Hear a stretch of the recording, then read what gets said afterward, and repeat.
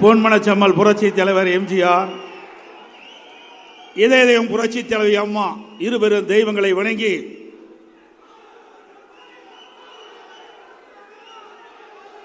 இந்த சிறப்பான எழுச்சியான செயற்குழு பொதுக்குழுக்கு தற்காலிக கழக அவைத்தலைவராக பொறுப்பேற்று இந்த பொதுக்குழு கூட்டத்தை நடத்தி கொண்டிருக்கின்ற கழகத்தினுடைய துணை பொதுச் செயலாளர், சட்டமன்ற உறுப்பினர், முன்னாள் அமைச்சர் மரியாதைக்கு அண்ணன் KP முனுசாமி அவர்களே, இந்த நிகழ்ச்சியிலே கலந்து கொண்டு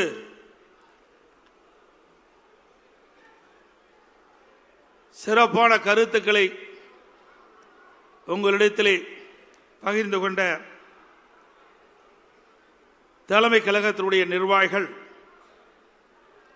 மதிப்புக்கும் மரியாதைக்கும் உரிய அண்ணன் திண்டுக்கல் சீனிவாசன் முன்னாள் கழக பொருளாளர், முன்னாள் அமைச்சர் அண்ணன் அவர்களே, இந்த நிகழ்ச்சியிலே கலந்து கொண்டு சிறப்பான கருத்துக்களை வழங்கிய கழக துணை பொதுச் செயலாளர், முன்னாள் அமைச்சர், சட்டப்பேரவை உறுப்பினர் அண்ணன் திரு நத்தம்ரா விஸ்வநாதன் அவர்களே, நிகழ்ச்சியிலே பங்கு பெற்று சிறப்பான கருத்துக்களை உங்களிடத்தில் எடுத்து வைத்த கழக தலைமை நிலை செயலாளர், முன்னாள் அமைச்சர், சட்டப்பேரவை உறுப்பினர் திரு SP வேலுமணி அவர்களே, இந்த நிகழ்ச்சியிலே கலந்து கொண்டு சிறப்பித்துக் கொண்டிருந்து வரவேற்புரை நிகழ்த்திய கழக மகளிரணி செயலாளர், கழக செய்தி தொடர்பாளர், முன்னாள் அமைச்சர் மரியாதைக்கு அக்கா திருமதி வளர்மதி அவர்களே, இரங்கல் தீர்மானத்தை வாசித்த முன்னாள் அமைச்சர், கழக அமைப்பு செயலாளர் அண்ணன் செம்மலை அவர்களே,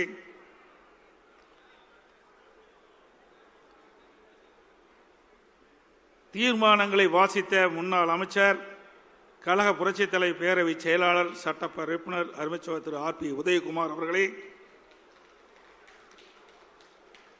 தீர்மானத்தை வாசித்து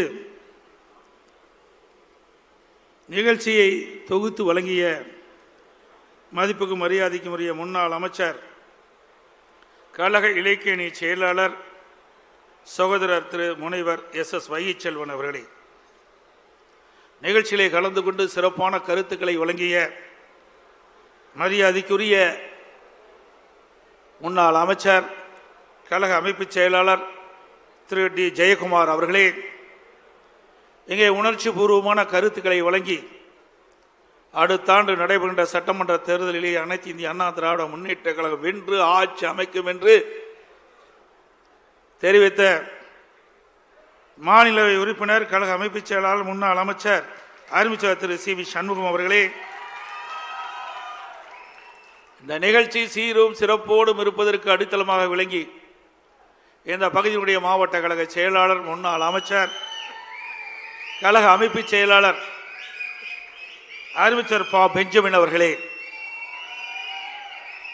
மற்றும் இந்த நிகழ்ச்சியிலே கலந்து கொண்டு சிறப்பித்துக் கொண்டிருக்கின்ற மூத்த தலைமை கழகத்துடைய நிர்வாகிகள் அண்ணன் C பொன்னையன் அவர்களே, அண்ணன் தம்பித்துறை அவர்களே, அண்ணன் செம்மலை அவர்களே, மற்றும் மூத்த தலைமை கழக நிர்வாகிகளே, பல்வேறு அணியினுடைய செயலாளர்களே, நிர்வாகிகளே, வாரியந்து சிறப்பித்துக் கொண்டிருக்கின்ற மாவட்ட செயலாளர்களே, நாடாளுமன்ற உறுப்பினர்களே, சட்டமன்ற உறுப்பினர்களே, முன்னாள் அமைச்சர் பெருமக்களே, முன்னாள் நாடாளுமன்ற சட்டமன்ற உறுப்பினர்களே, மாவட்ட கழகத்தினுடைய நிர்வாகிகளே, சார்பணி மாவட்ட செயலாளர்களே, நிகழ்ச்சியிலே பங்கு பெற்றுகின்ற நகர கழக செயலாளர்களே, ஒன்றிய கழக செயலாளர்களே, பேருகழக செயலாளர்களே, பகுதி கழக செயலாளர்களே, வரியுள்ள சிறப்பு அழைப்பாளர்களே, மகளிரை சேர்ந்த சகோதரிகளே, பத்திரிகையாளர், ஊடக நண்பர்களே, அத்தனை பேருக்கும் என்னுடைய முதற்கண் நன்றி கலந்த வணக்கம்.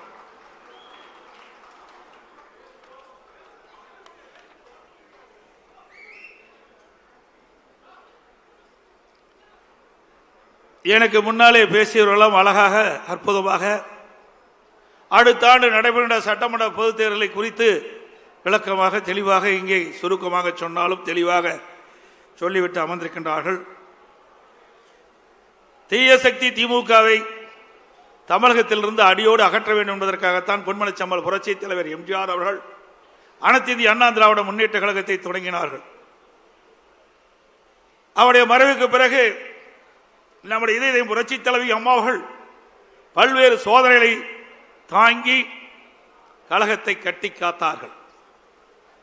இருவரும் தலைவர்கள் இருக்கின்ற பொழுதுதான் ஏழை எளிய மக்கள், பட்டியலின மக்கள், விவசாயிகள், மீனவர்கள், நெசவாளர்கள், தொழிலாளர்கள், சிறுபான்மை மக்கள் என்று பலதரப்பட்ட மக்களுக்கும் அவர்களுக்கு நன்மை பயக்கக்கூடிய திட்டங்களை கொண்டு வந்து சாதித்த தலைவர்கள் நம்முடைய இருவரும் தலைவர்கள்.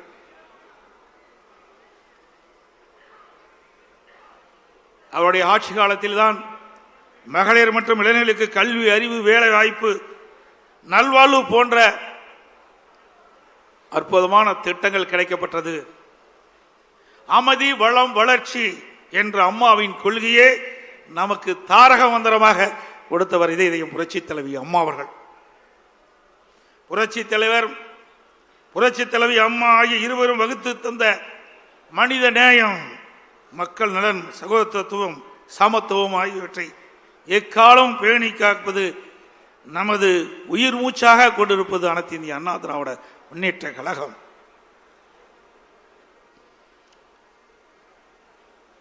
இன்றைக்கு ஆட்சியில் இருக்கின்ற பொழுதும் இந்த பத்திரிகையும் ஊடகம் நம்மளை விமர்சனம் செய்தார்கள். எதிர்கட்சியாக இருக்கின்ற பொழுதும் நம்மை பற்றித்தான் விமர்சனம் செய்து கொண்டிருக்கின்றார்கள். அனைத்து இந்திய அண்ணா திராவிட முன்னேற்ற கழக கட்சி இருக்கின்ற காரணத்தினால்தான் இந்த ஊடகமும் பத்திரிகையும் இயங்கிக் கொண்டிருக்கிறது என்று நிலை இருக்கின்றது.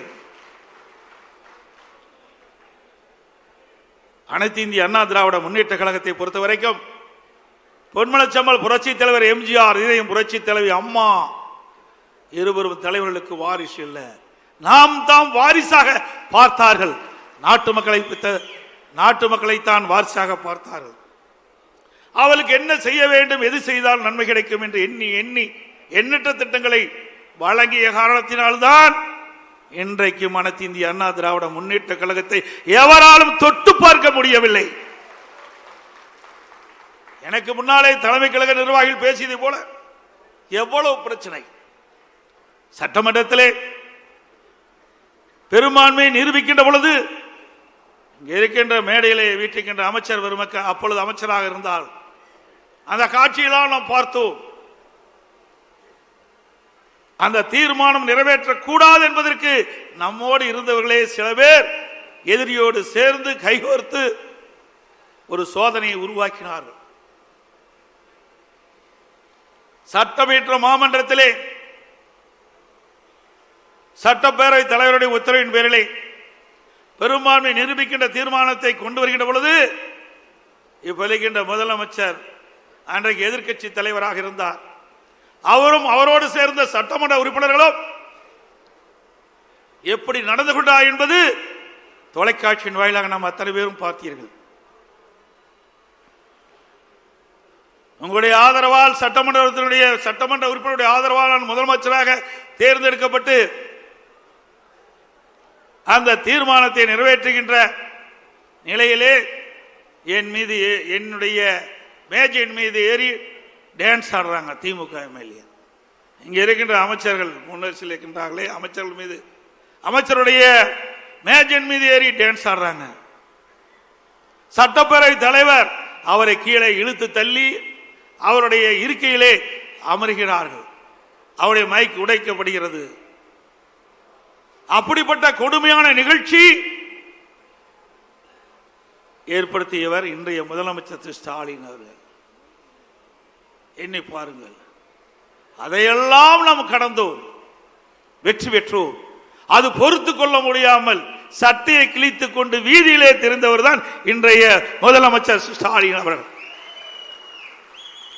ஸ்டாலின் அவர்களே, அன்றைக்கு நீங்கள் சட்டையை கிழித்துக் கொண்டுதான் வெளியே சென்றீர்கள்.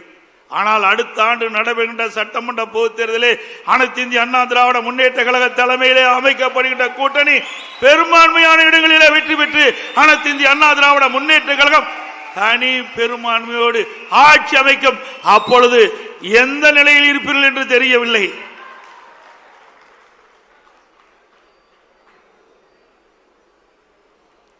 மேலும் அனைத்து இந்திய அண்ணா திராவிட முன்னேற்ற கழகம் ஆட்சியில் அமர்ந்த பிறகு அதை உடைக்க பல்வேறு சதித்திட்டங்கள் தீட்டப்பட்டன.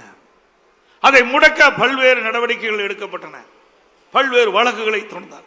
அதையெல்லாம் தாண்டிதான் நாம் ஒரு சிறப்பான ஆட்சியை நாட்டு மக்களுக்கு கொடுத்தோம். இன்றைக்கும் எதிர்க்கட்சிகள், ஏன் திராவிட முன்னேற்ற கழக கட்சி கூட நம்முடைய ஆட்சியை பற்றி விமர்சனம் செய்ய முடியவில்லை. அப்படி அற்புதமான ஆட்சி கொடுத்தது அண்ணா திமுக அரசாங்கம். என்ன சொல்கிறார் திரு ஸ்டாலின், எடப்பாடி பழனிசாமி, அண்ணா திமுக, பாரதிய ஜனதாவோட கூட்டணி. இதைத்தான் சொல்ல முடியும். ஆட்சியில் ஏதாவது குறை இருக்கின்றதா சொல்லுங்கள், அதுக்கு பதில் சொல்ல நாங்கள் தயாராக இருக்கின்றோம். எந்தவித குறையும் சொல்ல முடியவில்லை. அப்படி ஒரு பொற்கால ஆட்சி கொடுத்தது அண்ணா திமுக அரசாங்கம்.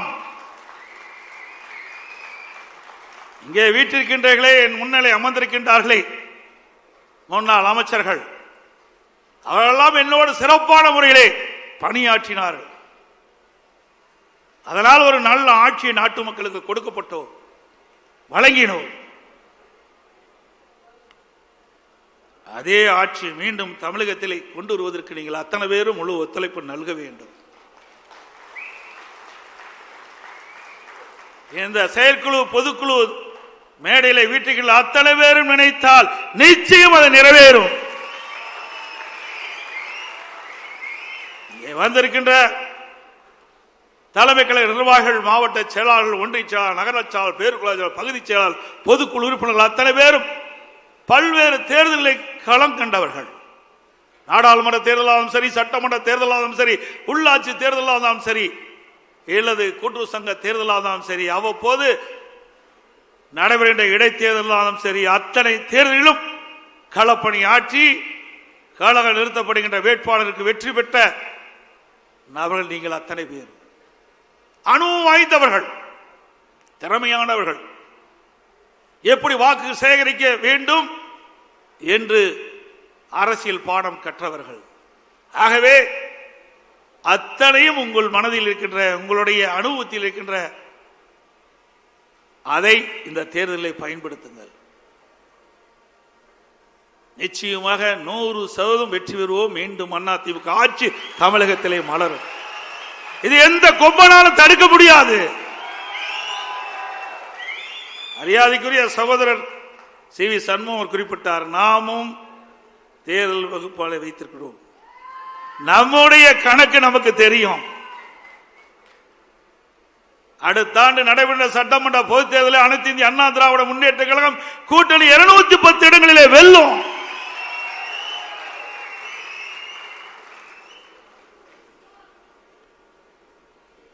நம்முடைய கழக நிர்வாகிகளுக்கே சில நேரத்தில் சந்தேகம் ஏற்பட்டது. அதையெல்லாம் போக்குவது எங்களுடைய கடமை என்ற அடிப்படையிலே சில விளக்கங்களை தர விரும்புகின்றேன். எனக்கு முன்னாலே தலைமை கழக நிர்வாகிகள் குறிப்பிட்டதை போல வேறு 2 லட்சம் வாக்குகளிலே 43 சட்டமன்ற உறுப்பினர்களை இழந்தோம். அதனால் ஆட்சி இழந்து இன்னைக்கு எதிர்க்கட்சி வரிசையிலே அமர்ந்திருக்கின்றோம். அதுவும் யார் சூழ்ச்சியால் அந்த வாக்குகள் இழக்கப்பட்ட என்ற விவரத்தையும் அவர்கள் சொன்னார்கள். 2011 2020 வரைக்கும் ஒரு பொற்கால ஆட்சி கொடுத்தது அனைத்து இந்திய அண்ணா திராவிட முன்னேற்ற கழகம். அந்த காலகட்டத்திலே நாம் தேர்தலிலும் சந்தித்தோம். இன்றைக்கு 1991 திமுக 2 இடம் தான் வெற்றி பெற்றது. திமுக 2 இடத்துல தான் ஜெயிச்சாங்க. நம்முடைய அம்மாவுடைய தலைமையிலே அமைக்கப்பட்ட கூட்டணி பெரும்பாலான இடங்களில் அனைத்தும் வெற்றி பெற்றது.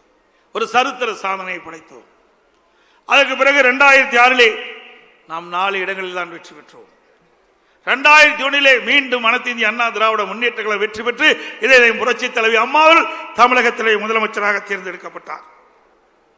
2006 திராவிட முன்னேற்ற கழகம் 96 இடங்களிலே வெற்றி பெற்று மைனாரிட்டி ஆட்சி நடைபெற்றுக் கொண்டிருந்தது.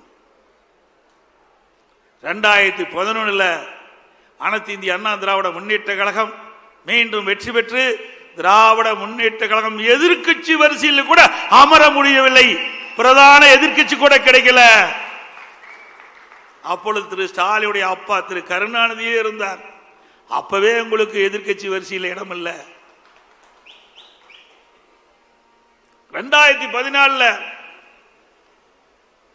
ஒரு நாடாளுமன்ற உறுப்பினர் கூட திமுகவுக்கு வெற்றி பெற முடியல. 2014 ஒரு நாடாளுமன்ற திமுக கட்சி சேர்ந்த வெற்றி பெற முடியல.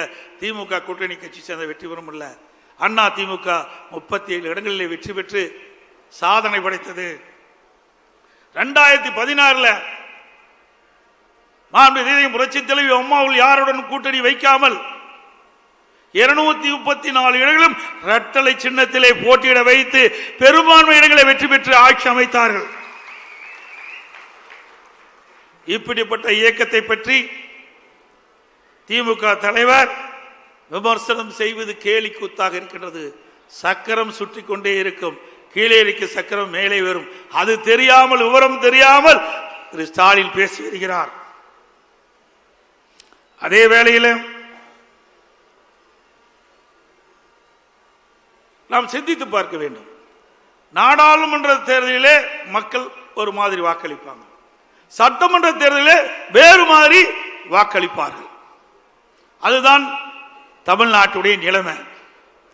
2019 நாடாளுமன்ற தேர்தல் நடைபெற்றது. அப்பொழுது 39 நாடாளுமன்றத்தில் 234 சட்டமன்ற தொகுதி இருந்தது. அதில் 2 தொகுதியில் தான் நாம் வெற்றி பெற்றோம். அப்பொழுது இடைத்தேர்தல் நடந்தது. 22 சட்டமன்ற தேர்தலில் 9 தேர்தல் நாம் வெற்றி பெற்றோம்.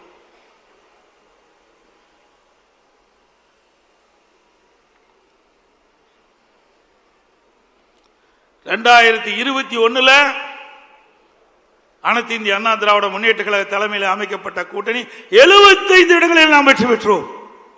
2019 நாடாளுமன்ற தேர்தலில் 2 இடங்கள் வெற்றி பெற்ற அண்ணா திமுக கூட்டணி ஒரு இடத்துல தான் எம்பியில் நாம் வெற்றி பெற்றோம் 2019. ஆனா எம்எல்ஏ தொகுதி வரும்போது 2 இடத்துல வெற்றி பெற்றோம். அதே 2021 75 இடங்களில் வெற்றி பெற்றோம். அதே போல 2019 நாடாளுமன்ற தேர்தல் அப்ப திராவிட முன்னேற்ற கழகத்தை சேர்ந்தவர்கள் அந்த சட்டமன்ற இடைத்தேர்தலில் போட்டியிட்டாங்க. அண்ணா திமுக எதிர்த்து அண்ணா திமுக திமுக 2 தான் 22 சட்டமன்ற இடைத்தேர்தல் நாம் போட்டியிட்டோம். அதுல 9 எம்எல்ஏ நாம ஜெயிச்சோம். அப்ப நிலக்கோட்டை சட்டமன்ற தொகுதி நாடாளுமன்றத்தில் திமுக சுமார் 39,000 வாக்குகளை வெற்றி பெறாங்க. அதே நிலக்கோட்டை சட்டமன்ற தொகுதியில் அண்ணா திமுக 25,000 வாக்குகளை வெற்றி பெற்றோம்.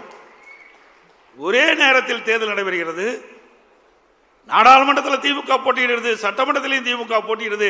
ஆனால் நாடாளுமன்றத்தில் அதிக வாக்கு வாங்குறாங்க, சட்டமன்றத்தில் அண்ணா திமுக அதிகமாக வாக்குது. இப்படி 9 சட்டமன்ற இடைத்தேர்தலிலும் அண்ணா திமுக வீழ்த்தியது. அந்த 9 சட்டமன்ற தொகுதியிலும் நாடாளுமன்ற தொகுதியை பொறுத்த வரைக்கும் அவர்கள் அதிகமாக வாங்கினாங்க. இதுதான் நிலைமை. அது மட்டுமல்ல, 2024 சட்டமன்ற நாடாளுமன்ற தேர்தல் நடைபெற்றது. அதில் 39 தொகுதி திமுக தான் வெற்றி பெற்றாங்க. அந்த 234 சட்டமன்ற தொகுதியில் அண்ணா திமுக கூட்டணி அந்த எம்எல்ஏ தொகுதி 234 சட்டமன்ற தொகுதி 39 நாடாளுமன்றத்தில் வருது. 10 இடங்கள் நாம் வெற்றி பெற்றோம். இன்றைக்கு பாரதிய ஜனதா அண்ணா திமுக கூட்டணி அமைச்சிருக்குது. 2024 நாடாளுமன்ற தேர்தலில் அண்ணா திமுக கூட்டணி வாங்கின வாக்கு, திமுக பாரதிய ஜனதா கூட்டணி வாங்கின வாக்கு ரெண்டையும் சேர்த்துனா 41.33%. அண்ணா திமுக வாங்கின வாக்கு நாடாளுமன்றத்தில் 23.5%. பாரதிய ஜனதா நாடாளுமன்றத்திலே வாங்கின வாக்கு இரண்டையும் சேர்த்தா 41.33%. அப்போ இந்த 234 சட்டமன்ற தொகுதி 39 நாடாளுமன்றத்தில் இருக்குது. இதுல அந்த 41.33% வாக்குல பார்த்தா 84 சட்டமன்ற தொகுதி வெற்றி பெறுகிற வாய்ப்பு இருக்குது. அதிகமா வாங்கியிருக்கிறோம். 84 சட்டமன்ற தொகுதியில அதிகமான வாக்குகளை பெற்றுக்கிறோம். 15 சட்டமன்ற தொகுதியில 1% வாக்கு தான் குறைவு. 18 சட்டமன்ற தொகுதியில 1லிருந்து 2% வாக்கு தான் குறையப்பட்டிருக்குது.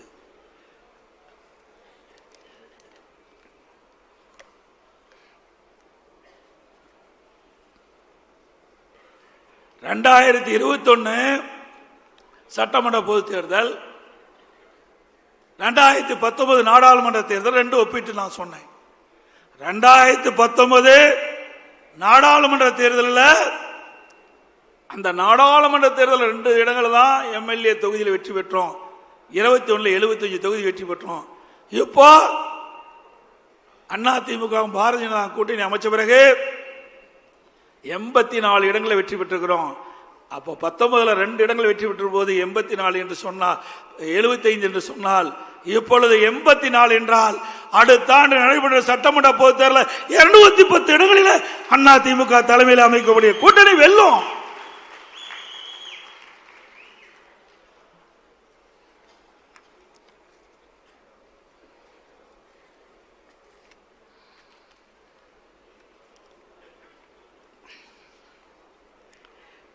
இந்த நம்முடைய தீர்மானத்தில் கூட அதை கொண்டாந்துருக்கிறோம். திமுக கவர்ச்சிகரமா 2021 சட்டமன்ற பொதுத் தேர்தலில் சுமார் 525 அறிவிப்புகளை வெளியிட்டாங்க. நிறைவேற்ற முடியாத அறிவிப்புகளை வெளியிட்டு மக்களை ஏமாற்றி கொள்ளைப்புறத்தின் வழியாக ஆட்சிக்கு வந்த பிறகு சுமார் 4% அந்த அறிவிப்பை கூட நிறைவேற்ற முடியாத ஒரு சூழ்நிலை. அதுல முக்கியமானது கல்வி கடன் ரத்துனாங்க, இல்ல கேஸ் சிலிண்டர் மானியம் கொடுக்கல, பெட்ரோல் டீசல் விலை குறைக்கல, நீட் தேர்வு ரத்துனாங்க, அதுக்கு ரகசியம் இருக்குன்னு சொன்னாங்க. இதுவரைக்கும் ரகசியத்தையே சொல்லல துணை முதலமைச்சர். 100 நாள் வேலை திட்டம் 150 நாளாக உயர்த்தப்பட்டாங்க, உயர்த்தல, ஏழை மக்களை ஏமாத்திட்டாங்க. அரசு காலி பணியிடங்கள் அரசாங்கத்தில் 3 லட்சம், அரசு சார்ந்த நிறுவனத்தில் 2 லட்சம், மொத்தம் 5 லட்சம் காலி பணியிடங்கள் நிரப்புனாங்க. இது வரைக்கும் நிரப்பல.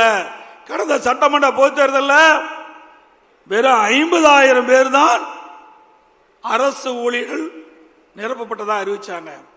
இந்த 4.5 ஆண்டுகளில் அரசு பணியாளர்கள் சுமார் 75,000 பேர் பணி ஓய்வு பெற்றுக்கிறாங்க. அதோட அதிமுக ஆட்சியில கொண்டு வரப்பட்ட திட்டம் தாலிக்கு தங்க திட்டம் நிறுத்திட்டாங்க. அம்மா மினிக்கலை கைவிட்டுட்டாங்க. அம்மா இருசக்கர வாகனம் அதையும் கைவிட்டுட்டாங்க. இப்படி மக்களுக்கு நன்மை பயக்கக்கூடிய அதிமுக ஆட்சியில போடப்பட்ட திட்டங்களை எல்லாம் நிறுத்திய அதுதான் திமுக ஆட்சியுடைய சாதனை. அடிக்கடி ஸ்டாலின் சொல்லுவதெல்லாம் நாங்க குடும்ப தலைவிக்கு 1000 ரூபாய் கொடுத்துட்டோம். எப்ப கொடுத்தீங்க? அதிமுக தொடர்ந்து சட்டமன்றத்தில் அழுத்தம் கொடுத்தோம். தேர்தல் நேரத்தில் குடும்ப தலைவிக்கு 1000 ரூபாய் கொடுப்பதாக தேர்தலில் அறிவிப்பை கொடுத்துவிட்டு அவருடைய வாக்குகளை பெற்று ஆட்சிக்கு வந்த பிறகு கொடுக்கப்பட்ட வாக்குறுதியை நிறைவேற்றவில்லை. அதனால கொடுக்கப்பட்ட வாக்குறுதியை நிறைவேற்றுகின்ற விதமாக மாதந்தோறும் குடும்ப தலைக்கு 1000 ரூபாய் கொடுக்க வேண்டும் என்று பிரதான எதிர்க்கட்சி என்ற முறையில் நம்ம தொடர்ந்து சட்டமன்றத்தில் அழுத்தம் கொடுத்தோம். தொலைக்காட்சியின் வாயிலா தெரிவிச்சோம், ஊடகத்தின் வாயிலா தெரிவிச்சோம். நம்முடைய சட்டமன்ற உறுப்பினர்கள் தொடர்ந்து சட்டமன்றத்தில் அழுத்தம் கொடுத்தாங்க. அதிமுக பொதுக்கூட்டத்திலே தொடர்ந்து விமர்சனம் பண்ணோம். வேறு வழி இல்லாம 28 மாதம் கழிச்சு அதிமுக கொடுக்கப்பட்ட அழுத்தத்தின் காரணமாக தான் மாதந்தோறும் குடும்ப தலைவிக்கு 1000 ரூபாய் கிடைச்சிருக்குது. இப்ப ஸ்டாலின் நேற்றைய தினம் குறிப்பிடுறார், மேலும் 30 லட்சம் பேர்களுக்கு விதியை தளர்த்தி குடும்ப தலைவிக்கு 1000 ரூபாய் மாதந்தோறும் கொடுப்பதா சொல்றாங்க. அப்படின்னா இன்னும் 4 மாசம் தான் கொடுக்க முடியும். 56 மாதம் கொடுக்கல. குடும்ப தலைவருடைய கஷ்டத்தை பார்த்து கொடுக்கல. அடுத்த ஆண்டு நடைபெறுகின்ற பொது தேர்தலை மனதிலே வைத்துக் கொண்டு திரு ஸ்டாலினுடைய அரசாங்கம் விதியை தளர்த்தி 30 லட்சம் பேர்களுக்கு மேலும் மாதந்தோறும் 1000 ரூபாய் குடும்ப தொகை தருவதாக சொல்லியிருக்கிறாங்க. ஆக தேர்தலுக்காகத்தான் கொடுக்கிறாங்க ஒழிய இந்த குடும்ப தலைவி படுகின்ற கஷ்டத்துக்காக கொடுக்கல. நீங்கள் எவ்வளவு பணம் கொடுத்தாலும் மக்கள் வாங்கிக் கொள்வார்கள். ஆனால் ஓட்டு மட்டும் அண்ணா திமுக கூட்டணிக்கு தான் போடுவாங்க. அதோட இன்றைக்கு மக்கள் செல்வாக்கு இழந்துட்டார் ஸ்டாலின் அவர்கள். இளைஞருடைய செல்வாக்கையும் இழந்து விட்டார். அதனால இப்பொழுது அறிவிப்பு கொடுத்திருக்கிறார். கல்லூரியிலே படிக்கின்ற மாணவர்கள், அரசு கல்லூரியிலே படிக்கின்ற மாணவர்களுக்கு லேப்டாப் கொடுப்பதா சொல்லியிருக்கிறாங்க. தொடர்ந்து 4 ஆண்டு காலம் சட்டமன்றத்தில் அழுத்தம் கொடுத்தோம். அனைத்து இந்திய அண்ணா திராவிட முன்னேற்ற கழக அரசு இருக்கின்ற பொழுது, புரட்சி தலைவி அம்மா இருக்கின்ற பொழுது, அரசு பள்ளி படிக்கின்ற மாணவர்களுக்கு ஒரு விஞ்ஞான கல்வி கொடுக்க வேண்டும், அறிவுபூர்வமான கல்வி கிடைக்க வேண்டும். இதற்காக மடிக்கணி திட்டத்தை கொண்டு வந்தார்கள். சுமார் 52 லட்சம் மடிக்கணினி கொடுத்தோம். அதை வலியுறுத்தி சட்டமன்றத்திலே நாங்கள் தொடர்ந்து பேசினோம். எங்களுடைய சட்டமன்ற உறுப்பினர்களும் பேசினார்கள். தொடர்ந்து பத்திரிகையின் வாயிலாக, ஊடகங்களின் வாயிலாக நம்முடைய கருத்தை தெரிவித்தோம். அப்பொழுதெல்லாம் ஸ்டாலின் இந்த திட்டத்தை கொண்டு வருவதற்கு உடன்படல. இன்றைக்கு மக்கள் செல்வாக்கு இழந்த காரணத்தினாலே, இளைஞருடைய செல்வாக்கு இழந்த காரணத்தினாலே அடுத்த ஆண்டு சட்டமன்ற தேர்தல் நடைபெறுகிறதை முன்னிட்டு 10 லட்சம் மாணவர்களுக்கு, அரசு கல்லூரியிலே படிக்கின்ற மாணவர்களுக்கு லேப்டாப் கொடுப்பதாக அறிவிச்சிருக்கிறார். மாணவர்களுடைய நலன் கருதி கொடுக்கல. அடுத்த ஆண்டு நடைபெறுகின்ற சட்டமன்ற பொதுத் தேர்தலில் அந்த இளைஞர்களுடைய வாக்கு கிடைக்க என்பதற்காக இந்த 10 லட்சம் லேப்டாப் கொடுக்குறீங்க. சரி, இப்ப கொடுப்பத இந்த கல்லூரி திறப்பதற்கு முன்பே கொடுத்திருந்தா அவளுக்கு பயனுள்ளதா இருந்திருக்கும். ஆனா கல்லூரி திறந்து 5 மாதம் கழித்து இப்ப கொடுக்குறீங்க. அந்த கல்லூரியில் மாணவர் சேர்ந்த உடனே அவருடைய சொந்த பணத்தில் லேப்டாப் வாங்கி இன்றைக்கு அதன் மூலமாக அறிவுத்திறனை வளர்த்துக்கிட்டு இருக்கிறாங்க. இந்த லேப்டாப் கொடுப்பதனால என்ன பயன் என்று பாருங்க. இதை கொடுப்பதை மட்டும் வேண்டாம் என்று சொல்லவில்லை. கொடுப்பதை உரிய நேரத்தில் கொடுத்தீங்களா? இல்ல. அவருடைய வாக்கு தேவை. அடுத்த ஆண்டு நடைபெறுகின்ற தேர்தல் திமுகவுக்கு பயம் வந்து விட்டது, தோல்வி அடைந்து விடுவோம் என்று பயம் வந்து விட்டது. அதனால அவசரமாக இன்றைக்கு அரசு கல்வியிலே படிக்கின்ற மாணவர்களுக்கு லேப்டாப் கொடுப்பதாக அறிவிச்சிருக்கிறாங்க.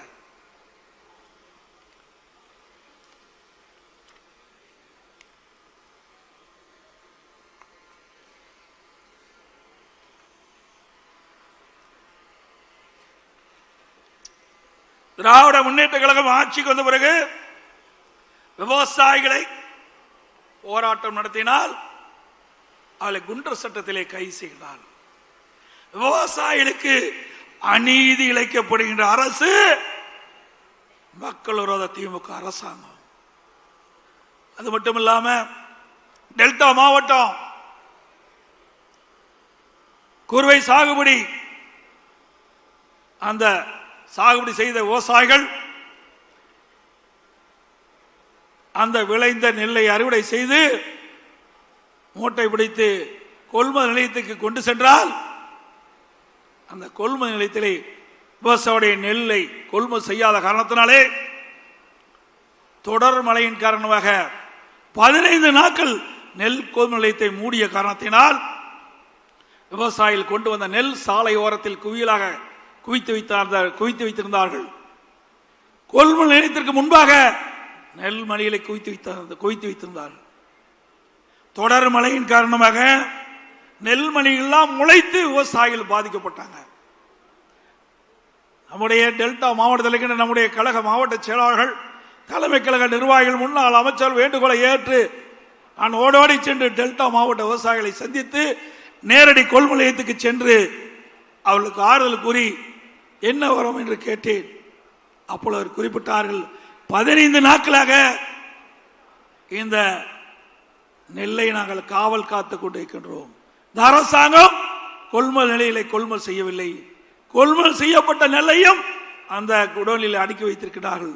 அது வெளியிலே சென்றால்தான் நெல் கொள்முதல் செய்ய முடியும். இப்படிப்பட்ட அவல நிலை எங்களிடத்தில் இருக்கின்றது. கடுமையாக பாதிக்கப்பட்டு விட்டோம் என்று சொன்னார்கள். அதை பார்க்க யாருமே செல்ல, இந்த விவசாயிகளுக்கு ஆறுதல் சொல்ல திமுகவிலிருந்து யாரும் செல்லல. திரு உதயநிதி டெல்டா மாவட்டத்துக்கு போன அறிவிச்சாங்க, பத்திரிகையில பார்த்தேன். பரவாயில்ல, விவசாயிகளுக்கு ஆறுதல் சொல்ல போகிறார் என்று நினைத்தேன். ஆனா அங்க போகல, நேரா ரயில்வே ஸ்டேஷனுக்கு போய் சரக்கு ரயிலுக்கு கொடி காட்டிட்டு வந்துட்டார். ஏற்கனவே அந்த கொள்முதல் செய்யப்பட்ட அந்த நெல் மூட்டைகள் எல்லாம் அதுக்கு முன்பு 20 நாட்கள் ட்ரெயின்ல போயிட்டு இருக்குது, சரக்கு ரயில்ல போயிட்டு இருக்குது. ஏன்னா விவசாயிகளை பார்ப்பதற்கு அச்சம். அங்கே போனா கேரோ பண்ணிட்டு என்ன பண்றது அப்படின்ற பயத்துல அப்படியே திரும்பி போயிட்டார் துணை முதலமைச்சர் ஸ்டாலின் அவர்கள், துணை முதலமைச்சர் திரு உதயநிதி அவர்கள். விவசாயிகளை இன்றைக்கு நஷ்டத்திலே தள்ளி அரசாங்கம் திராவிட முன்னேற்ற கழக அரசாங்கம்.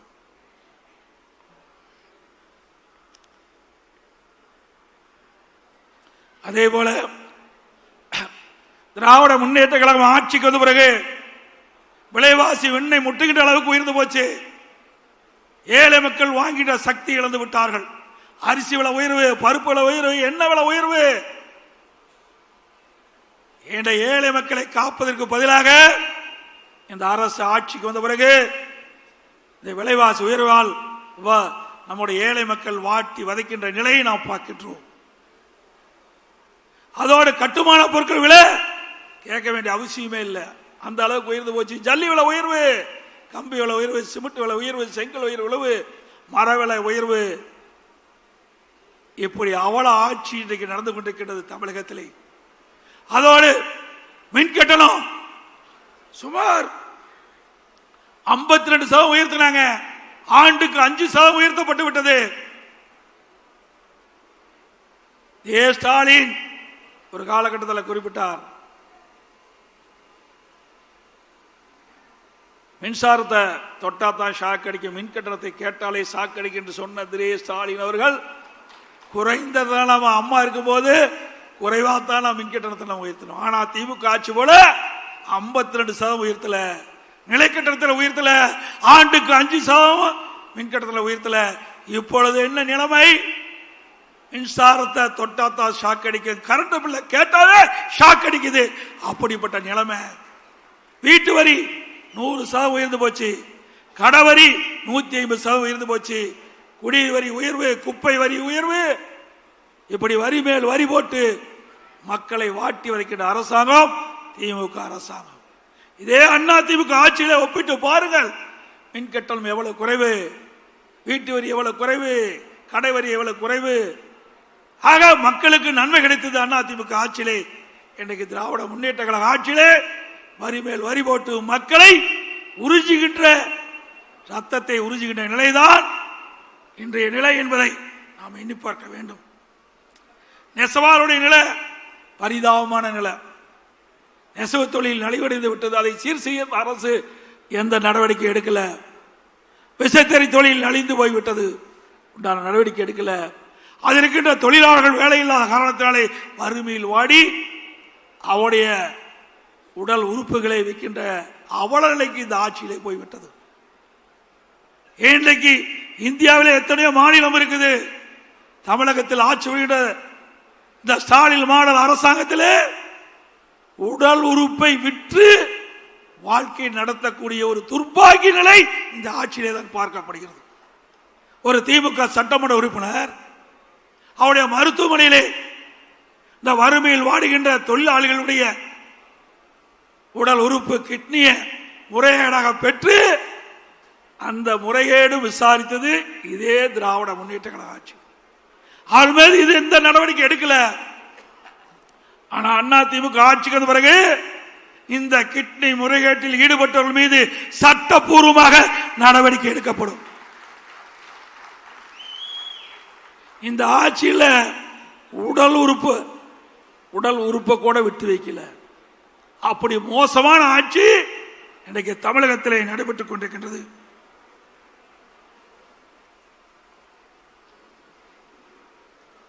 போக்குவரத்து துறையிலே போக்குவரத்து முன்னாள் ஊழியர்கள் தங்களுக்கு கிடைக்க வேண்டிய பணம் கிடைக்கவில்லை என்று போராட்டத்தில் இறங்கி போராடி பணம் பெறுகின்ற சூழ்நிலை.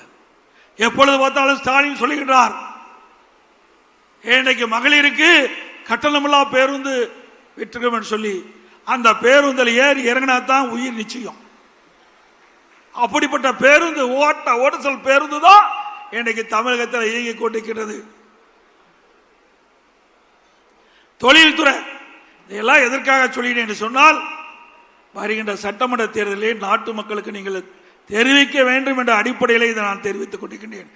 அதிமுக ஆட்சிக்கும் திமுக ஆட்சிக்கும் என்ன வேறுபாடு என்பதையும் நாட்டு மக்களுக்கு நீங்கள் தெளிவுபடுத்த வேண்டும் என்பதற்காக இந்த விவரங்களை நான் குறிப்பிடுகிறேன்.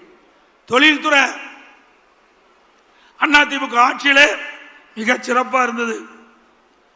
2015 அம்மா அவர்கள் முதல் தொழில் முதலீட்டாளர் மாநாட்டை சென்னையில் நடத்தினாங்க. 2,42,000 கோடி தொழில் முதலீட்டு ஈர்க்கப்பட்டது. 98 புரிந்துணர்வு ஒப்பந்தம் போடப்பட்டாங்க. அந்த பணியெல்லாம் துவங்கி நிறைவேற்றப்பட்டு பல்லாயிரக்கணக்கான பேருக்கு வேலை கிடைச்சிருக்குது. 2019 அம்மாவுடைய அரசு தொழில் முதலீட்டு மாநாட்டை நடத்தணும். சென்னையில் சுமார் 3,05,000 கோடி தொழில் முதலில் ஈர்க்கப்பட்டது. சுமார் 304 புரிந்துணர்வு ஒப்பந்தங்கள் போடப்பட்டு நடைமுறைக்கு கொண்டாந்தோம். அந்த நிறுவனங்கள் எல்லாம் இன்றைக்கு உற்பத்தியை தொடங்கிவிட்டது. அதனால பல்லாயிரக்கணக்கான இளைஞர்களுக்கு வேலை வாய்ப்பை பெற்று தந்தோம். திமுக அரசாங்கம் வந்தது. திமுக அரசாங்கம் வந்த பிறகு அவர்கள் தொழில் முதலீட்டு மாநாட்டை நடத்தினார்கள். திரு ஸ்டாலின் அவர்கள் அண்மையிலே ஜெர்மன் நாட்டுக்கு போகும்போது விமான நிலையத்திலே பத்திரிகையாளர்களை சந்தித்து பேட்டி கொடுத்தார். அப்பொழுது இந்த பேட்டியிலே குறிப்பிடுகிறார், திமுக ஆட்சியிலே 922 புரிந்துணர்வு ஒப்பந்தங்கள் போடப்பட்டதாக, 10,62,000 கோடி தொழில் முதலீட்டு ஈர்க்கப்பட்டதாக, அந்த நிறுவனங்கள் எல்லாம் உற்பத்தியை தொடங்கின்ற பொழுது சுமார் 32,81,000 பேருக்கு வேலை கிடைக்கும் என்று அறிவித்தது மட்டுமல்ல, 77% புரிந்துணர்வு ஒப்பந்தங்கள் நிறைவேற்றப்பட்டதாக ஒரு பச்சை பொய்யை சொன்னார். 77 புரிந்துணர்வு ஒப்பந்தங்கள் நிறைவேற்றப்பட்டது என்று சொன்னா 25 லட்சம் பேருக்கு வேலை கிடைச்சிருக்கும். எப்படி நாட்டு மக்களை ஏமாற்ற என்பதை நாம் எண்ணி பார்க்க வேண்டும். இந்த விவரத்தை வெள்ளை அறிக்கையை வெளியிட வேண்டும் என்று தொழில்துறை மந்திரி கிட்ட நாங்கள் வேண்டுகோளா வச்சோம். திராவிட முன்னேற்ற கழகம் ஆட்சி பொறுப்பேற்ற பிறகு எவ்வளவு முதலீடு ஈர்க்கப்பட்டது, எவ்வளவு புரிந்துணர்வு ஒப்பந்தங்கள் நடைமுறைக்கு வந்தது, எவ்வளவு பேருக்கு வேலை கிடைச்சது என்ற புள்ளி விவரத்தை நீங்கள் வெளியிட வேண்டும். வெள்ளை அறிக்கை என்று கேட்டால் வெள்ளை பேப்பரை வெளியிடுறார். அதுதான் உண்மை. எதையுமே செய்யல. செஞ்சிருந்தா தானே அவர்கள் அறிவிப்பை வெளியிட முடியும். இப்படிப்பட்ட நிலைமை பொய்ய பேசி பேசி உண்மையாக்க பார்க்கிறாங்க விடியா திமுக ஆட்சியில். எனக்கு முன்னால தலைமை செயலர் அறிவிச்சவர் வேலுமணி சொன்னாங்க, திமுக ஆட்சியில் எந்த ஒரு பெரிய திட்டத்தையும் கொண்டாடல. அண்ணா திமுக ஆட்சியில் கொண்டு வரப்பட்டு நிறைவேற்றப்பட்ட திட்டங்களை தான் ஸ்டிக்கர் ஒட்டி திறந்துட்டு இருக்காங்க. அத்திக்கடை அவனாசி திட்டம் அண்ணா திமுக ஆட்சியிலே போடப்பட்டது. ஸ்டிக்கர் ஒட்டி திறக்கிறார். கோவையிலே கோவை அவனாசி ரோட்டில் பிரம்மாண்டமான மேம்பாலம், அதிக தூரம் உள்ள உயர்மட்ட மேம்பாலம் கட்டியது அண்ணா திமுக ஆட்சியில். அங்க மட்டுமல்ல, தமிழ்நாடு முழுவதும் ரயில்வே கடவுக்கு குறுக்கே மேம்பாலம், சாலை சந்திப்பிலே மேம்பாலம், ஆற்று குறுக்கே மேம்பாலம், நல்ல சாலை வசதி, கூட்டு குடிநீர் திட்டம், கடலீரை குடிநீராக்கும் திட்டம், இப்படி பல திட்டங்களை கொண்டு வந்து நடைமுறைப்படுத்த ஒரே அரசாங்கம் அண்ணா திமுக அரசாங்கம். இப்படி ஏதாவது ஒரு திட்டத்தை உங்களால் கொண்டு வர முடிஞ்சுதா? இல்ல.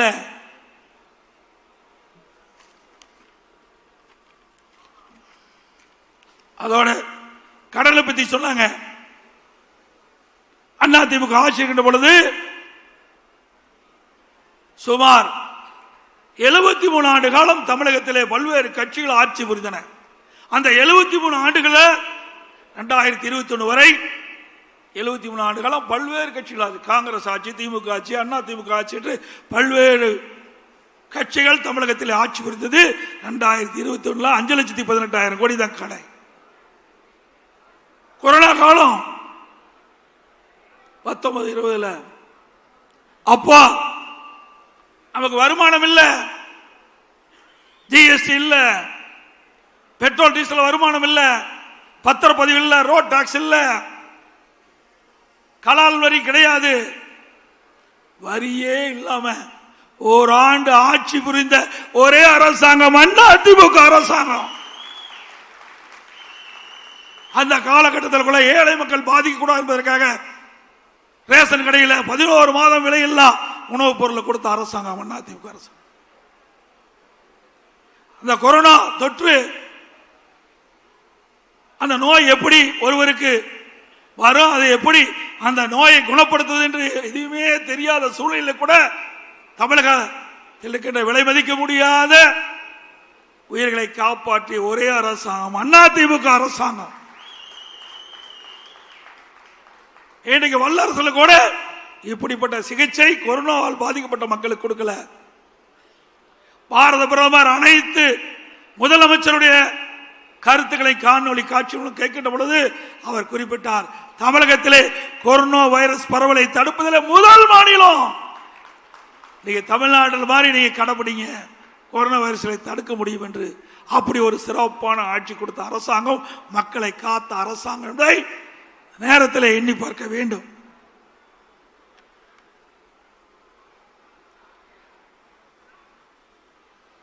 இன்றைக்கு தொலைக்காட்சி நாம பார்த்தாவே கொலை, கொள்ளை, திருட்டு, வழிப்பறிவு, பாலியல் வன்கொடுமை தான் தினந்தோறும் வர செய்தியா இருக்குது. அப்பெல்லாம் பாத்தீங்கன்னா தங்க என்ன விலை, வெள்ளி என்ன விலையெல்லாம் வரும். இப்ப கொலை நிலவரம் என்ன நிலவரம் வந்துகிட்டு இருக்குது. அப்படிப்பட்ட அவல ஆட்சி தமிழகத்தில் நடைபெற்றுக் கொண்டிருக்கிறது. இன்றைக்கு தமிழகத்தில் போதைப் பொருள் நிறைந்த மாநிலமாக காட்சியளிக்குது. ஆக அதையெல்லாம் தடுக்க திறமையற்ற அரசாங்கமா திமுக அரசு இருக்குது. ஏன்னா பாதி பேர் திமுக காரனை விற்கிறான், ஆனா தடுக்க முடியாது. இன்றைக்கு திமுக ஆட்சிக்கு வந்த பிறகு எல்லா துறையும் ஊழல், டாஸ்மாக் துறையில் ஊழல், இன்றைக்கு ஒப்பந்தம் மற்றும் விற்பனை முறைகேடல், மணல் கடத்தல், போக்குவரத்து துறையிலே ஊழல்,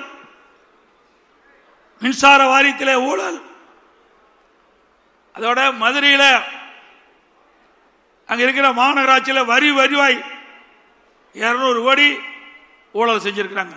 ஆட்டுக்கு, மாட்டுக்கு, பன்னிக்கெல்லாம் வரி போட்டாங்க. அந்த பன்னியில் போட்ட வரி கூட விட்டு வைக்கல திமுக ஆட்சி. இப்பொழுது நகராட்சி குடிநீர் வழங்குகின்ற அமைச்சர் இன்றைக்கு அமலாக்கத்துறை பல்வேறு ஊழல் பட்டியல காவல்துறைக்கு அனுப்பிச்சிருக்கிறாங்க, எஃப்ஐஆர் போடணும். முதலா ஒருத்தர் போக போறார், முதலா ஒருத்தர் போற, படிப்படியா போவாங்க. ஆக இன்னும் 2-3 மாதம், 100 நாள் தான் இருக்குது தேர்தலுக்கு. அந்த 100 நாள்ல எத்தனை திமுக அமைச்சர்கள் எங்கு போவார்கள் தெரியும், பத்திரமான இடத்துக்கு போவாங்க. சென்னை மாநகராட்சியில் கழிப்பறை பராமரிப்புல ஊழல், மின்சாரத்துறையில் டிரான்ஸ்பார்மர் டெண்டர் விட்டதுல ஊழல், ஒரே மாதிரி டெண்டர். இன்னைக்கு 3 லட்சத்துக்கு சொன்னா 12 பேரும் 3 லட்சத்துக்கு கோட் பண்ணியிருக்கிறாங்க. இப்படி அப்பட்டமாக ஊழல் செய்கிற ஒரே அரசாங்கம் திமுக அரசாங்கம். பத்திரப்பதிவு உங்களுக்கு எல்லாத்துக்கும் தெரியும். இப்படி இந்தியாவிலேயே பிரிச்சு பிரிச்சு பார்த்து பத்திரப்பதிவு செஞ்சு அதில் ஊழலிலே திளைக்கின்ற ஒரே அரசாங்கம் திமுக அரசாங்கம்.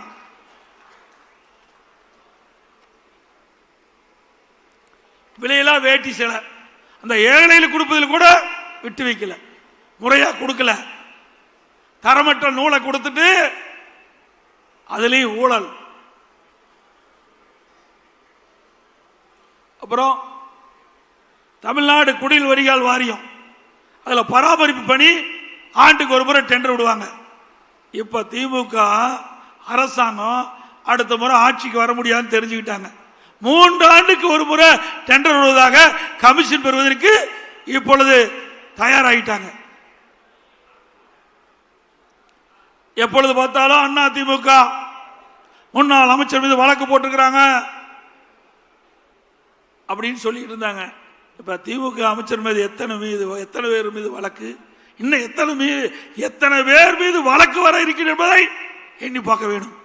பொன்முடி அவரது மனைவி சொத்து குவிப்பு வழக்கு, செந்தில் பாலாஜி வெளியிலே வர முடியாது, அந்த அளவுக்கு வலிமையான வழக்கு இருக்குது.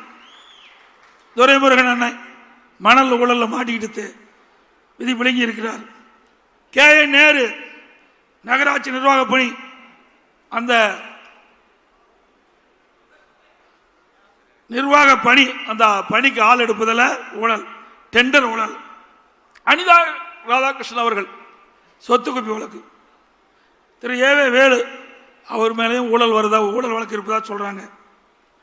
திரு ஐ பெரியசாமி அவர்கள் வீட்டு வசதி வாரிய நில மோசடி, திரு தங்கம் தென்னரசு சொத்து குவிப்பு வழக்கு, திரு KKS ராமச்சந்திரன் சொத்து குவிப்பு வழக்கு, திரு ரகுபதி சிறைத்துறையில் உணவு வழங்குதல் ஊழல் மற்றும் சிறை வாடல் இடமாற்றம் ஊழல், திரு ராஜா கண்ணப்பன் போக்குவரத்து துணை போக்குவரத்து ஆணை உள்ளது 35 லட்சம் பரிமிட்டு செய்தி வெளிவந்துள்ளது. திரு சக்கரபாணி பொங்கலுக்கு பொங்கல் தோப்பு கொடுத்தார்ல, அவர் வெள்ளம் கொடுத்தது மறக்கவே முடியாது. தைப்பொங்கல் வந்தா அந்த வெள்ளம் ஞாபகம் தான் மக்களுக்கு வரும். ஒழுகிற வெள்ளத்தை கொடுத்த ஆசாமி தான் திரு சக்கரபாணி அவர்கள். அதே போல சிவசங்கர் அவர்கள், இப்படி பல பேர் ஊழல் பட்டியலில் இடம் பெற்றுக்கிறீங்க. எங்களை பார்த்தா ஊழலை பத்தி பேசுறீங்க. திமுக ஆட்சியுடைய நிலையே கலெக்ஷன், கமிஷன், கரப்ஷன், இதுதான் தாரக மந்திரம். இதெல்லாம் பட்டியல் இருக்குது. இவரெல்லாம் தேர்தல் நேரத்தில் எங்க இருப்பான்னு தெரியாது, வெளியில் இருப்பது எனக்கு தெரியல. ஏன்னா நடவடிக்கை தொடங்கிட்டாங்க, பத்திரமா இருக்க வேண்டிய இடத்துல இருப்பாங்க. திரு பழனிவேல் தியாகராஜன் நிதி அமைச்சராக இருக்கும்போது ஒரு ஆடியோவில் ஒரு செய்தி வெளியிட்டார். திரு உதயநிதி அவர்களும் திரு சபரீஷன் அவர்களும் 30,000 கோடியை கையில் வைத்துக் கொண்டு என்ன செய்வது என்று தெரியாமல் திகைத்துக் கொண்டிருப்பதாக ஒரு செய்தி எல்லா வலைதளம் பார்த்திருப்பீங்க. 30,000 கோடி கொள்ளையடிச்சிருக்காங்கன்னா எத்தனை டிபார்ட்மெண்ட்ல எவ்வளவு கொள்ளையடிச்சிருப்பாங்க. இதையெல்லாம் அதிமுக ஆட்சிக்கு பிறகு தோண்டி எடுத்து சட்டப்பூர்வ நடவடிக்கை எடுக்கப்படும். திமுகவை பொறுத்த வரைக்கும் அந்த காலத்திலிருந்து இந்த காலம் வரை திமுக ஊழல், ஊழல்னா திமுக, அதுதான் நிலை. எப்பொழுது திமுக வந்தாலும் ஊழல் தொடர்ந்து வரும். இதுதான் தமிழ்நாட்டுடைய நிலைப்பாடு.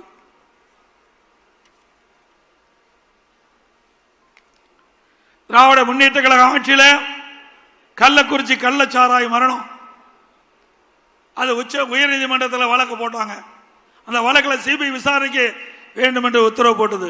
உடனே டெல்லிக்கு போறார். இதில் உங்களுக்கு என்ன பயம்?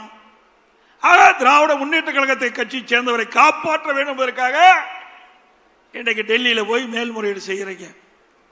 பிறகு அண்ணா நகர் சிறுமி உயர் நீதிமன்றத்தில் அவளுக்கு நியாயம் கிடைக்க வேண்டும், அது மாநில அரசுக்கு காவல்துறை விசாரித்தால் நியாயம் கிடைக்காது, அதன் அடிப்படையில் உயர் நீதிமன்றத்தில் வழக்கு. அதனால அந்த சிறுமி அந்த வழக்கை சிபிஐ விசாரிக்க உத்தரவு போடுறாங்க உயர் நீதிமன்றம். அதை எதிர்த்து உச்ச நீதிமன்றம் போறாங்க. அதோட ஆம்ஸ்டாங் கொலை வழக்கு, அவருடைய உறவினர்கள் வழக்கு போடுறாங்க. அதை மாநில அரசு விசாரிக்க கூடாது, சிபிஐ விசாரிக்க வேண்டும். இன்னைக்கு சென்னை உயர் நீதிமன்றம் அதை சிபிஐ விசாரிக்க வேண்டும் என்று உத்தரவு போட்டது. அதை எதிர்த்து டெல்லிக்கு போறாங்க. எவ்வளவு வெட்கக்கேடானது! ஆக யாரையோ காப்பாற்றுவதற்காக இந்த அரசு துடித்துக் கொண்டிருக்கிறது. இதெல்லாம் அனைத்து இந்திய அண்ணா திராவிட முன்னேற்ற கழக ஆட்சி அமைந்தவுடன் இதையெல்லாம் விசாரித்து உண்மை குற்றவாளிகளை இந்த நாட்டுக்கு அடையாளம் காட்டப்படும்.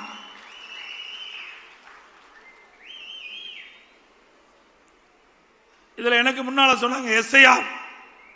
இந்த எஸ்ஐஆர் என்று கேட்டாவே ஸ்டாலின் அலர்ந்தார், துடிக்கிறார். ஏன்னா எல்லாம் கள்ள ஓட்டு போட்டு தானே ஜெயிச்சிருக்கிறாங்க. உண்மையா வாக்காளர் சந்தித்து அந்த வாக்களை பெற்று அவர் வெற்றி பெறவில்லை. அது சென்னை மாநகரம்னா கேட்க வேண்டிய அவசியமே இல்லை. இறந்தவர்கள் எல்லாம் உயிர் பெற்று வந்து ஓட்டு போடுவாங்க. அப்படிப்பட்ட நிலைமை இன்னைக்கு எஸ்ஐஆர் பணி துவங்கப்பட்டு விட்டது. மத்திய தேர்தல் ஆணையம் அறிவிக்கப்பட்டு பணி துவங்கி நாளையோட நிறைவு பெற இருக்கின்றது. நம்முடைய கழக நிர்வாகிகள், தொண்டர்கள், மாவட்ட செயலாளர், ஒன்றிய செயலாளர், நகர செயலாளர், பேரூர் செயலாளர், பகுதி செயலாளர், வட்டச் செயலாளர், வார்டு செயலாளர் அத்தனை பேர் ஒருமித்த கருத்தோடு நாளை இறுதி நாள். அதனால ஏதாவது விடுபட்டு இருந்தா அதை முறையாக அந்த எஸ்ஐஆர் பணியை மேற்கொள்ள வேண்டும் என்று அன்போடு இந்த நேரத்தில் கேட்டுக்கிறேன். திமுக தலைவர் ஸ்டாலின் எதிர்த்தார். இதை எதிர்க்க வேண்டிய அவசியம் என்ன? இருநூறு வாக்களை நீக்கிறாங்க, ஒரு இடத்துல இருந்து வேற இடத்திற்கு குடி போயிடுறாங்க. அவர் அந்த இடத்துல வாக்கு பதிவாகிறது. ஏற்கனவே இருக்கிற இடத்துல தொடர்ந்து இந்த வாக்காளர் பட்டியலில் ஒரு பெயர் இடம்பெற்று வருது. அதை நீக்குவதில் என்ன தவறு? இரட்டை வாக்காளர், அதை நீக்குவதில் என்ன தவறு? ஆனா திரு ஸ்டாலின் அவர்கள் அதை கடுமையாக எதிர்த்தார். இப்பொழுது என்னங்கிறாரு? திமுக காரர் விழிப்போடு இருந்து செயல்பட வேணுமா? ஒரு பக்கம் எதிர்க்கிறாங்க, ஒரு பக்கம் செயல காட்டுறாங்க. இந்த எஸ்ஐஆர் பணி மேற்கொள்ள பிறகு இன்னைக்கு பாத்தீங்கன்னா சென்னை மாநகரத்தில் பத்தி பாத்தீங்கன்னா ஒவ்வொரு தொகுதியிலும் 50,000 70,000 வாக்குகள் இன்றைக்கு அது விடுவிக்க வேண்டிய சூழ்நிலை இருக்குது. அப்படி தமிழ்நாடு முழுவதும் அனைத்து தொகுதியிலும் 10,000 30,000 வாக்குகள் இந்த எஸ்ஐஆர் பணி மேற்கொள்கின்ற பொழுது இறந்தவர் வாக்காளர் பட்டியலிருந்து விடுவிக்கப்படுகிறார். இரட்டை வாக்காளர் நீக்கப்படுகிறது. அதே போல குடிபெயர்ந்தவர்கள், மாற்றிடத்துக்கு போனவர்கள் அதை கண்டறிந்து அவர் விடுவிக்கப்படுகிறது. இப்படி தமிழ்நாடு முழுவதும் முறைகேடாக வாக்காளர் பட்டியலில் இடம்பெற்றவர்கள் சுமார் பல லட்சம் பேர் விடுவிக்கப்படுகின்ற சூழ்நிலை ஏற்படுது. இதையெல்லாம் விடுவிக்கலைன்னா அடுத்த ஆண்டு நடைபெற்ற சட்டமன்ற தேர்தலில் இப்படி போலி வாக்காளரை வைத்து அவள் வெற்றி பெறுவதற்கு ஒரு வாய்ப்பு ஏற்படும். அதனாலதான் அலறாங்க, துடிக்கிறாங்க திரு ஸ்டாலின்.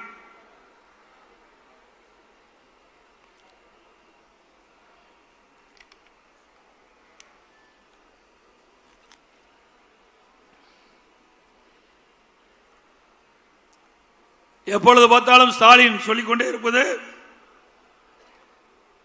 அதிமுக பாரதிய ஜனதாவுடைய அடிமை. அதிமுக எப்பொழுதும் யாருக்கும் அடிமை இல்லை என்பதை பல முறை சுட்டிக்காட்டிவிட்டோம்.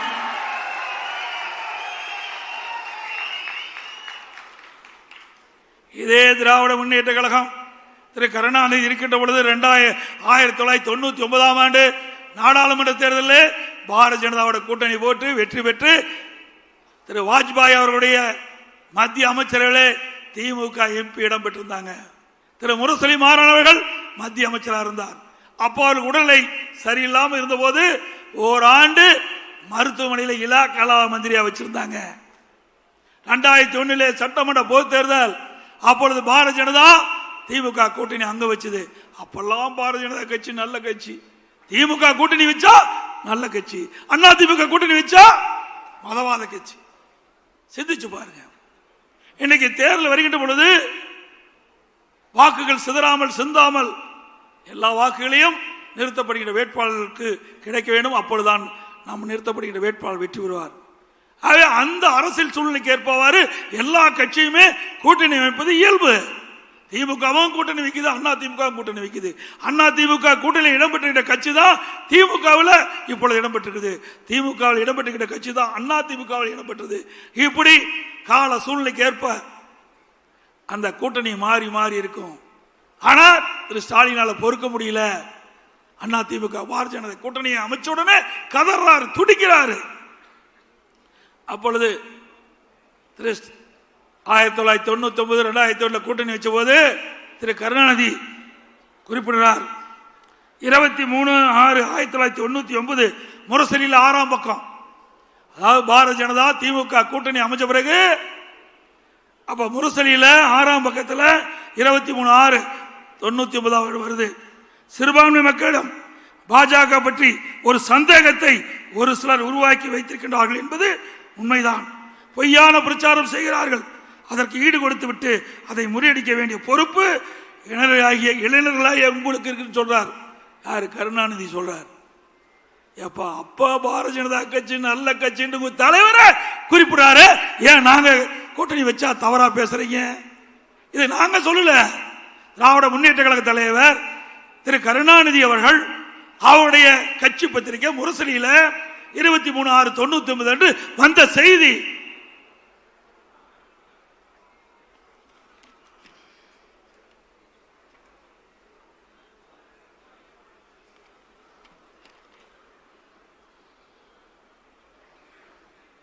அதே போல எப்பொழுது பார்த்தாலும் அடிமை என்று சொல்லுகிறீர்கள், நீங்க தாங்க அடிமை. 2011 மத்தியிலே காங்கிரஸ் ஆட்சி. அப்பொழுது அந்த காலகட்டத்தில் சட்டமன்ற தேர்தல் வர இருக்கிறது. அப்ப சட்டமன்ற தேர்தல் வருகின்ற பொழுது அண்ணா அறிவாலயத்தில் முதல் மாடியில் கலைஞர் தொலைக்காட்சியில் முறைகேடு தான் சிபிஐ ரெய்டு நடந்தது. கீழ்த்தளத்தில் கூட்டணி பேச்சுவார்த்தை, மேல் தளத்தில் காங்கிரஸ் ஆட்சி மத்தியில் நடக்குது, அங்க சிபிஐ ரெய்டு, கீழ்த்தளத்தில் கூட்டணி பேச்சுவார்த்தை. இப்படி மிரட்டி பணிய வைத்து அடிமையாக இருந்தது திமுக. அண்ணா திமுக அப்படி அல்ல.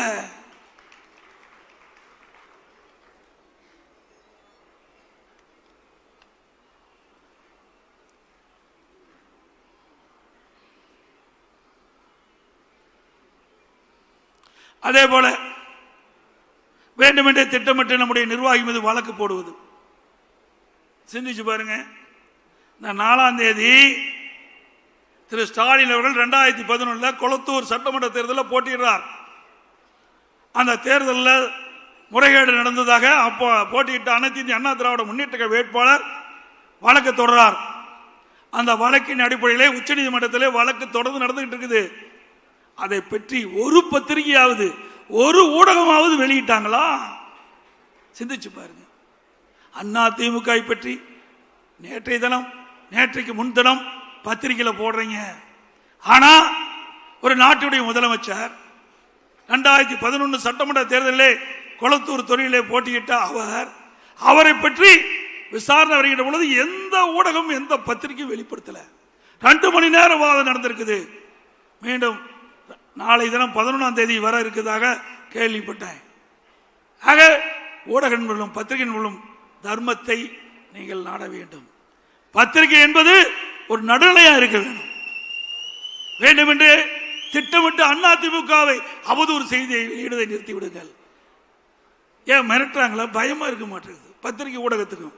ஏன்னா திரு சவுக்கு சங்கர் வீட்டில் மலத்தையும் அங்க இருக்கிற சாக்கடை தண்ணி ஊத்திட்டாங்களே, அதுபோல இந்த ஊடக நிறுவனத்தினுடைய பொறுப்பாளர்கள் மீதும் பத்திரிகை நடத்துகின்ற உரிமையாளர்கள் வீட்லையும் ஏதாவது மலத்தையும் ஏதாவது சாக்கடை தண்ணி ஊத்திடுவான்னு பயமோ என்னமோ.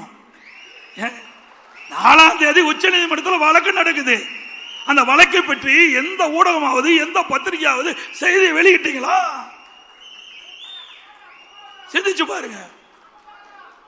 எங்கள் மீது எவ்வளவு வழக்கு போட்டீங்க, உங்கள மீது வழக்கு வந்து விட்டதெல்லாம் சந்திங்க.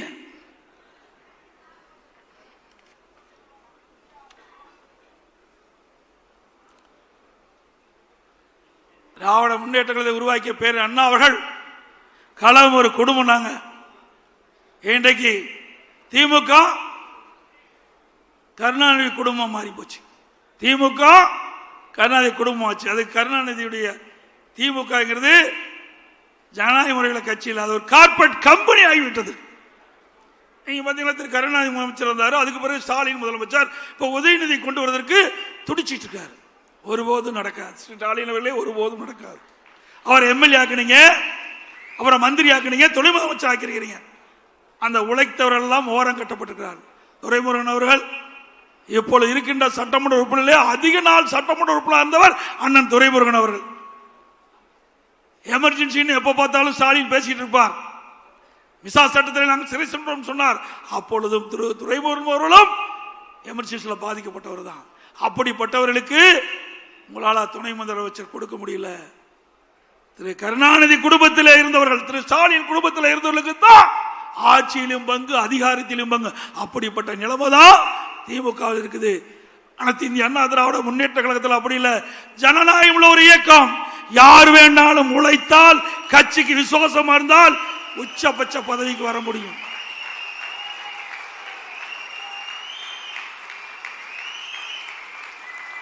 திமுக வர முடியுமா? வர முடியுங்களா? ஒரு கிளை செயலாளர் அண்ணா திமுக பொதுச் செயலாளர் வர முடியுமா? அண்ணா திமுக தான் வர முடியும். ஒரு கிளை செயலாளர் எம்எல்ஏ ஆக முடியும், எம்பி ஆக முடியும், அமைச்சர் ஆக முடியும், முதலமைச்சரே ஆக முடியும் அண்ணா திமுக தான். திமுக போல வாரிசு அரசியல் கிடையாது. குடும்ப ஆட்சி இல்ல, மன்னர் ஆட்சி இல்ல. அண்ணா திமுக ஒரு ஜனநாயகம் உள்ள ஒரு கட்சி. ஏழைகளுக்கும் இடம் உண்டு, உழைப்பவர்களுக்கும் இடம் உண்டு. அவர்களும் எம்எல்ஏ ஆவார்கள். கள்ளக்குறிச்சி சட்டமன்ற உறுப்பினர் என்ன மிட்டாமிராஸ் தாரா? பவானி சாகர் சட்டமன்ற உறுப்பினர் மிட்டாமிராஸ் தாரா? சாதாரண குடும்பத்தை சேர்ந்தவர், ஏழை குடும்பத்தை சேர்ந்தவர். அப்படிப்பட்டவர்களை எல்லாம் அண்ணா திமுகவிலே வேட்பாளர் நிறுத்தப்பட்டு வெற்றி பெற்று அழகு பார்க்கின்ற கட்சி அண்ணா திமுக கட்சி. அதே போல அடுத்த ஆண்டு நடைபெற்ற சட்டமன்ற பொதுத் தேர்தலிலே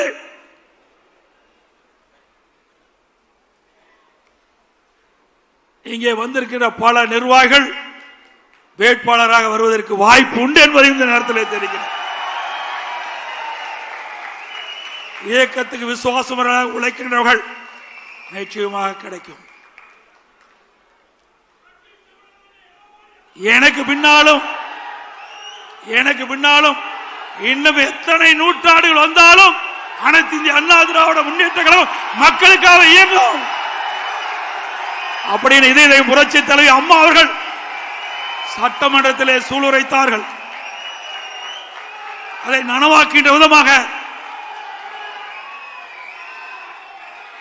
ஒவ்வொருவரும் தேனீக்களை போல எறும்பை போல சுறுசுறுப்பாக பணியாற்றி நமக்கு விழக்கூடிய வாக்குகள் சிந்தாமல் சிதறாமல் தேர்தல் நேரத்திலே அவளை அழைத்து வந்து பதிய வைத்து தலைமை கழகம் அறிவிக்கப்படுகின்ற வேட்பாளர்களின் கூட்டணி கட்சியைச் சேர்ந்த வேட்பாளர் வெற்றி பெற செய்ய வேண்டும் என்று இருகர குப்பிக்குள்ளே வேண்டி கேட்டுக்கொள்கிறேன்.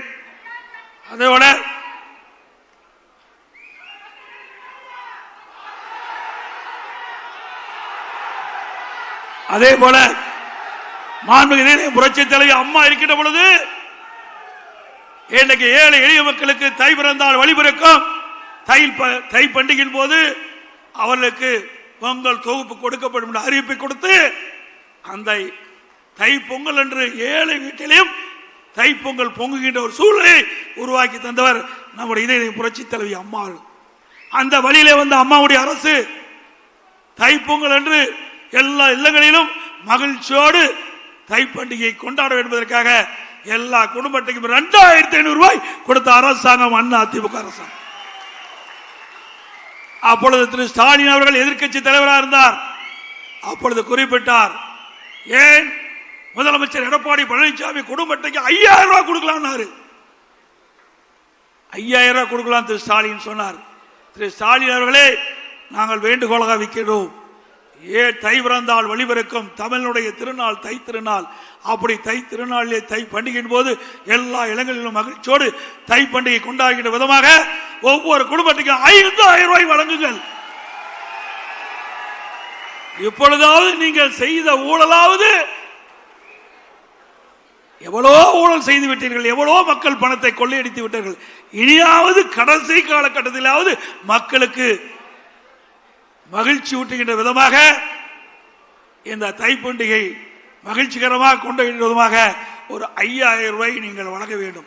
எவ்வளவோ கொள்ளையடிச்சிட்டு இருக்கிறீங்க, ஆனா மக்களுக்காக எந்த திட்டமும் கொடுக்கல, எந்த பெரிய திட்டமும் இந்த ஆட்சியில் வரல.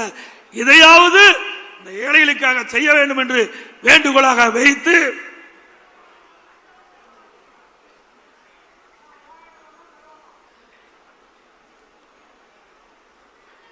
அது மட்டுமல்ல, நான் முன்கூட்டியே எனக்கு முன்னாலே தலைமை கழக நிர்வாகிகள் குறிப்பிட்டதை போல நான் முன்கூட்டியே தமிழகத்தில் பல்வேறு மாவட்டங்களில் எழுச்சி பயணத்தை மேற்கொண்டோம். அந்த எழுச்சி பயணத்தின் போது நம்முடைய மாவட்ட செயலாளர் தலைமை கழக நிர்வாகிகள் வருகை வந்திருக்கின்ற ஒன்றிய செயலாளர், நகர செயலாளர், பேருக்கழக செயலாளர், பகுதி செயலாளர் அத்தனை பேர் ஒருமித்த கருத்தோடு மிக சிறப்பாக எழுச்சியாக அந்த எழுச்சி பயண கூட்டத்தை நடத்தினீர்கள். மக்களை காப்போம், தமிழகத்தை மீட்போம் என்று நாம் குரல் கொடுத்து கிட்டத்தட்ட 175 சட்டமன்ற தொகுதியிலும் அதிமுக அந்த பிரச்சாரத்தை தொடங்கிடும். இனி எந்த கட்சியும் இனிமேல் எவ்வளவு சட்டமன்ற தொகுதியில் போய் பிரச்சாரம் செய்ய முடியாது. அப்படி அருமையான எழுச்சி பயணம் மேற்கொண்டது. அதுக்கு அத்தனை மாவட்ட கலைச்சால் தலைமை நிர்வாகிகள் வருகின்ற ஒன்றிய நகர பேரூராட்சி பகுதிகள் அத்தனை பேரும் சிறப்பான முறையில் ஏற்பாடு செய்தார். அதுக்கு நன்றியை இந்த நேரத்தில் தெரிவித்துக் கொள்கின்றேன்.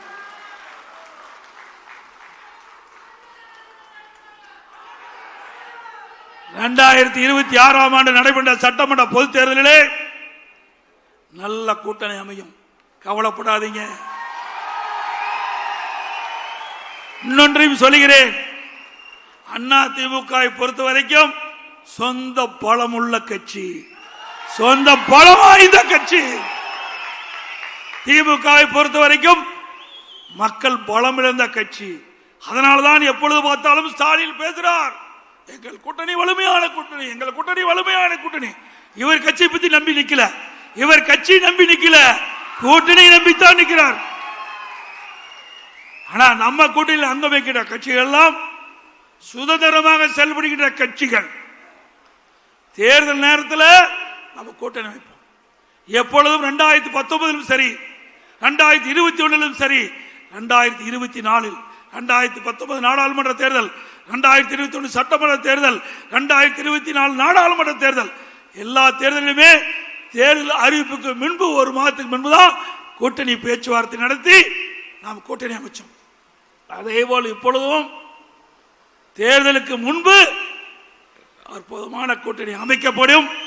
நம்முடைய கூட்டணி பெரும்பான்மையான இடங்களிலே வெற்றி பெறும், சந்தேகமே வேண்டாம்.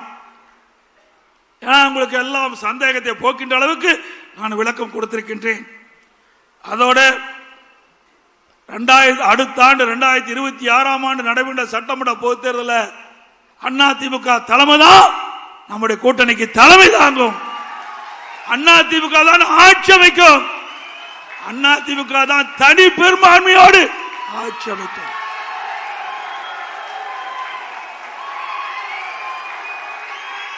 அதோடு 2026 ஆண்டு நடைபெற்ற சட்டமன்ற பொதுத் தேர்தலில் வெற்றி பெற்று ஆட்சி அமைத்து அடுத்த ஆண்டு நடைபெறுகின்ற பொது செயற்குழு பொதுக்குழு கூட்டத்தில் அதிமுக ஆட்சி நடக்கும்.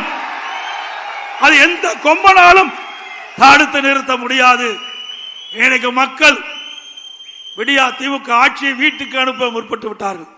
மக்கள் ஒரு ஆட்சி அகற்றப்பட வேண்டும் என்று மக்கள் கொதித்து எழுப்பிவிட்டார்கள்.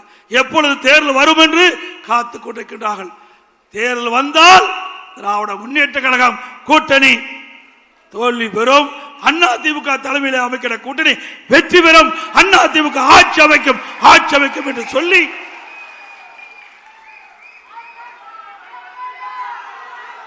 அதே போல அத்தனை பேருக்கும் வருகின்ற செயற்குழு பொதுக்குழு தலைமை நிர்வாகிகள் அத்தனை பேருக்கும் கிறிஸ்துமஸ் நல்வாழ்த்துக்கள். அடுத்த ஆண்டு வர உள்ளதால் ஆங்கில புத்தாண்டு நல்வாழ்த்துக்கள், பொங்கல் நல்வாழ்த்துக்கள். அதோடு இந்த செயற்குழு பொதுக்குழுக்கு கூட்டத்திற்கு வருகை வந்த அத்தனை பேருக்கும் உங்களுக்கு சைவ அசைவ உணவு தயார் நிலையில் வைக்கப்பட்டுகிறது. நீங்கள் அனைவரும் உணவு அறிந்துவிட்டு பத்திரமாக வாகனத்தில் வீடு போய் சேர வேண்டும் என்று அன்போடு இந்த நேரத்தில் கேட்டு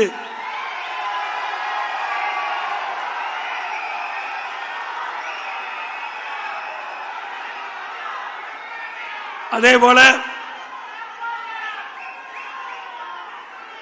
முன்னாள் அமைச்சர் மாவட்ட கழக பெஞ்சமின் அவர்கள் இந்த பொதுக்குழுவுக்கு நடைபெறுவதற்கு சிறப்பான ஏற்பாடு செய்வதற்கு அவரும் இந்த நிகழ்ச்சி சீரோடும் சிறப்போடும் நடைபெறுவதற்கு உறுதுணையாக விளங்கிய அறிவிச்சார் பெஞ்சமின் அவர்களுக்கும் அதே போல இந்த பொதுக்குழு கூட்டம் சிறப்பாக நடைபெறுவதற்காக இன்றைக்கு அந்த பொதுக்குழு எப்படியெல்லாம் நடைபெற வேண்டும், எப்படியெல்லாம் அரேஞ்ச்மெண்ட் பண்ண வேண்டும் என்ற அந்த நிகழ்ச்சியை பார்வையிற்கு வந்த நம்முடைய துணை பொதுச்செயலாளர் அண்ணன் KPM அவர்களுக்கும், தலைமை செயலாளர் அருமை சகோதரர் வேலுமணி அவர்களுக்கும், அமைப்பு செயலாளர் அருமை சகோதரர் தங்கமணி அவர்களுக்கும், அவரோடு இணைந்து பணியாற்றிய இந்த பகுதியை சேர்ந்த கழக நிர்வாகிகள் அத்தனை பேருக்கும் நேரத்தில் நன்றி தெரிவித்து, அடுத்த ஆண்டு நாம் ஆளுங்கட்சியாக இருப்போம், அந்த பொதுக்குழுவிலே சந்திப்போம் என்பதை நேரத்தில் தெரிவித்து,